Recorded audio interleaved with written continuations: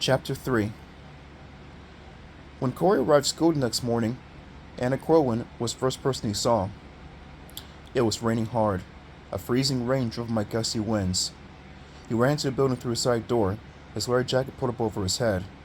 His wet sneakers swayed across the floor, and he nearly collided with her. Oh! He grabbed the wall and stopped. He pulled down his jacket and stared at her. Her locker was the first one next to the door. She was pulling books off the top shelf and didn't seem to notice that it nearly run into her. She wore a white sweater over a gray skirt. Her hair was tied back behind her head with a white ribbon. She's so pale, he thought. It's like I can almost see her right through her skin. Suddenly, the young man's raspy voice on the phone came back to him. This is the Corwins, but there is no Anna here. Well, here she was. What was that guy trying to prove? Why had he lied to Corey? Maybe it was Joe's boyfriend, Corey thought. Or maybe Corey had dialed the wrong number, and the guy was just pulling a mean joke. Hi, he said, swinging his butt back down off his shoulder. A stream of water poured from it onto his already soaked sneakers. She turned, surprised that someone was talking to her. Her eyes, those amazing eyes, looked into his, then quickly looked down. Hello, she said. Then she cleared her throat nervously. You're new, he said. Brilliant line, Corey. Wow, that's a real winner. You say 2 words short, and she already knows what dork you are. Yes, she said. She cleared her throat again. Her voice was little more than a whisper, but she seemed pleased that he was talking to her. Your name is Anna, right? I'm Corey Brooks. That's a little better, Corey. Just calm down, man. You're doing okay. He reached out to shake hands. He had to touch her to know for sure that she was real, but his hand was dripping wet. They both stared at it. He quickly brought it back to his side. Nice to meet you, she said, turning back to search for something in her locker. You moved on to Fear Street, right? It was almost time for the bell to ring, but he didn't want to leave her. It had taken so long to find her. She cleared her throat. Yes. You must be pretty brave. Have you heard about all the scary stories about Fear Street? About the ghosts and things? Ghosts? Her eyes grew wide and face filled with such sudden fright. He was immediately sorry he had said that. She seemed to grow even more pale. What kind of stories? Just stories, he said quickly. Not all of them are true, I don't think. Nice going, Corey. What was the only thing you could think of to say? How feeble can you get? Oh, she said softly. The fear didn't leave her eyes. She's so pretty, he thought. Everything about her is so soft, so light. His dream about her came back to him. It made him feel a little embarrassed. Hey, Corey, looking good, some guy called to him. He turned to see who it was. It was just Arnie, giving him the okay sign from down the hall. Later, Arnie, he called. He watched Arnie go into the wood shop and turned back to Anna. I called your house last night. I just want to say hi. A guy answered and said you didn't live there. Did I have the wrong phone number or? No, she whispered, closing the locker and locking it. Then she turned without looking back at him and ran down the hall, disappearing into the crowd of kids heading to homeroom. Good mat routine, Coach Warner said, giving Corey a half-hearty slap on the back. Corey, still breathing hard, grinned back at the coach. He knew he had done a good routine, but it was always nice to hear from the coach. Mr. Wellner, a stern, powerful-looking man with a bodybuilder's physique, even though he was in his late 50s, was sparring with his compliments. So when he said something nice, it meant something.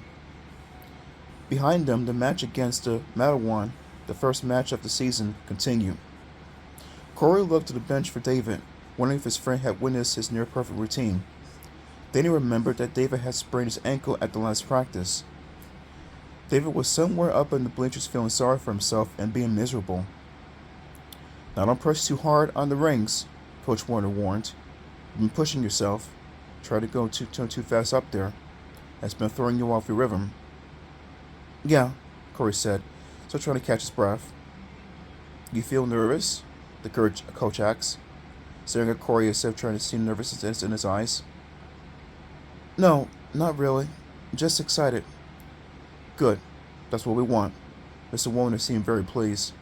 Just remember, don't push it. Easy does it. He turned away from Corey and let out a loud groan. Get up, Tobin. You can rest later.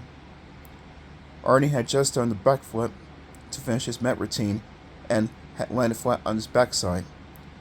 The 20 or 30 spectators in the bleachers were laughing their heads off. Arnie's face turned bright scarlet as he pulled himself and slumped off the mat.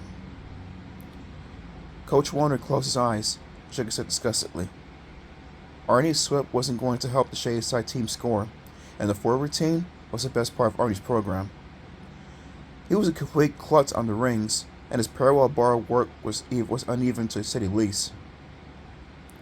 The Mat 1 guys were smaller compared to Corey and his teammates, but that gave them an advantage. They were light and strong and agile. A guy like Arnie should be playing tackle on the football team, Corey thought. Whatever made him want to be a gymnast. Whatever made Arnie decide to do anything. He was one of the flakiest guys Corey had ever known. He just grinned his way through life, seemingly without even having a serious thought cross through his mind. Okay, Brooks. Coach Warner's voice broke into Corey's thoughts. Go show him how it's done. Corey took a deep breath and headed to the rings. For some reason, they always looked so much higher in a real competition than in practice. He shut the world out as he started his routine. He didn't need his brain. The moves were all locked in his muscles. After practicing these moves thousands of times, he was like a machine, a smoothly running machine. Okay, up and over. Very smooth, Corey. Now faster. Get ready. Here comes the hard part. Up, up. And he saw Anna sitting in the bleachers. Was it really Anna? No, it couldn't be. Could it? And over. And again. Stop. Reverse. No, it was never a blonde girl. The eyes. Those were her eyes. Yes, it was Anna. What a surprise. She was staring up at him with those blue eyes. She's watching me, he thought. She came to watch me. He stared back at her, and he slipped, and dropped hard to the floor. He didn't feel any pain. He was just confused. He didn't really fall, did he? He didn't really blow the whole routine just because a certain girl had caused him to lose concentration. I'm falling for her, he said aloud, laughing as he slowly climbed to his feet. What's so funny, Brooks? Coach Warner was shouting. I'm falling for her, Corey repeated to himself. It was the second time he had fallen because of her, the second time he had embarrassed himself in front of a lot of people. Was that true love or what? What's so funny, Brooks? Coach Warner looked concerned. Are you hysterical or something? You didn't hit your head, did you? I'm okay, Corey said, kicking the edge of the mat. I just slipped. That's all. There'll be other matches, Coach Warner said. He suddenly looked very tired. This one's a comedy act. Go shower, Brooks. Then go home and forget about today. Right, Coach. Corey looked up to the bleachers. He remembered just where she was sitting, in the center of the third row, but she wasn't there now. He stared at empty space in the row. His heart sank. Had she been there in the first place? He hadn't imagined her, had he? Was he cracking up because of this girl? No, of course not. I have to talk with her, he told himself. I have to call her again.